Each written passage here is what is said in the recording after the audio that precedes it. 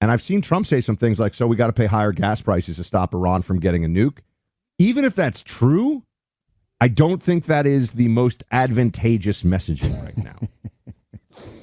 Hey, something outside of the country is going on, and as a result, you should have to pay way more money for something that you have to buy weekly. I agree, is not a very good sales pitch. Here's the challenge. With the rise in gas prices over the last several months, the average increase in wages has been below the average increase in prices. And that is not good as we head into November. They thought they were going to outweight me. We'll outweight him. He's got the midterms. I don't care about the midterms. They have been effective financially against the regime. Why don't you just stop the military part, keep the financial part going on, and get out of there and save your party from having to own your mistake? Listen, I don't get the daily briefings. I don't know what the intel is. All I know is that this is tied in, excuse me, to President Trump's legacy now. This is personal. As they said in The Godfather, it's business, not personal, Sonny. Okay? So he got to come out as the winner in Iran somehow. I said, if it were me, I'd go after the infrastructure, Cargill and all of that. But the president doesn't seem to want to do that. He has not explained why. I'd like to hear an explanation. But well, his real problem with the explanation is he never convinced the American people we needed to do anything like this. That's the big problem he has. I'm not sure about that. Well, that's what it says in the polling. I'm not sure about that.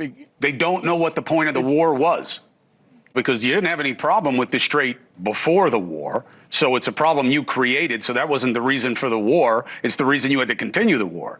And on the first one, you can't show people proof that Iran, the regime, was anywhere close to having a nuclear weapon. And that's why it didn't make sense. That's where you and I disagree. No, that's where you and the head of the IAEA disagree. You don't disagree with me. You disagree with him, because I'm relying on his words. The IAEA has not, if you can quote me, the IAEA. Please put up the graphic. Please put up the graphic. Going. This is a frontline interview. This is what Grassi said. No, it's the head of the IAEA Director General. So as to whether there was a short distance or long distance to manufacturing nuclear weapons, I wouldn't get into that because we haven't had the access to do the monitoring we need to know. Keep going. Put up more, please. There you go. Estimates of how long Iran would need for weaponization generally vary between months to about a year. You see, so it certainly was not for tomorrow. Therefore, Grassi says it was not imminent. You went to war because you said it was imminent. That is untrue. Your problem is with him, not with me, sir. No, my problem is that almost every person and intel service that has information coming out of Iran says that they wanted or were in the process of building a nuclear weapon. But it wasn't imminent. Almost everyone.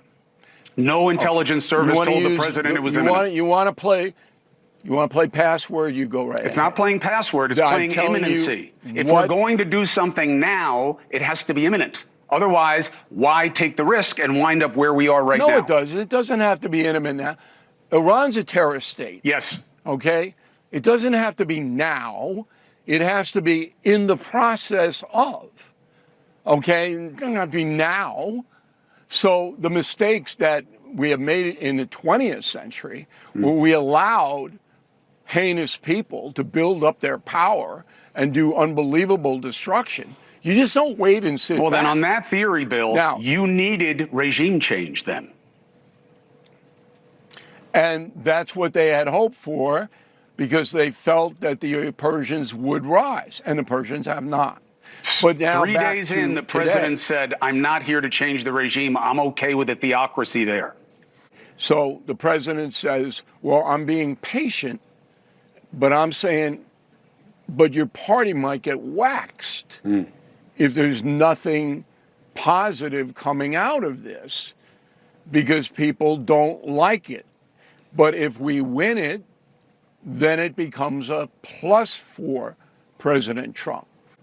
But in the beginning, as you know, because you have the clip, I said biggest gamble of President Trump's life in any regard. Well, it Because became the the new unintended one because the consequences are initial so one, Bill, staggering. that we talked about on this show were the tariffs. The tariffs were the initial huge gamble because if they didn't pay off economically, he was going to have to own the downside. And he found a way to kind of one-up himself and create an even bigger risk profile. They thought they were going to outweight me. We'll outweight him. He's got the midterms. I don't care about the midterms.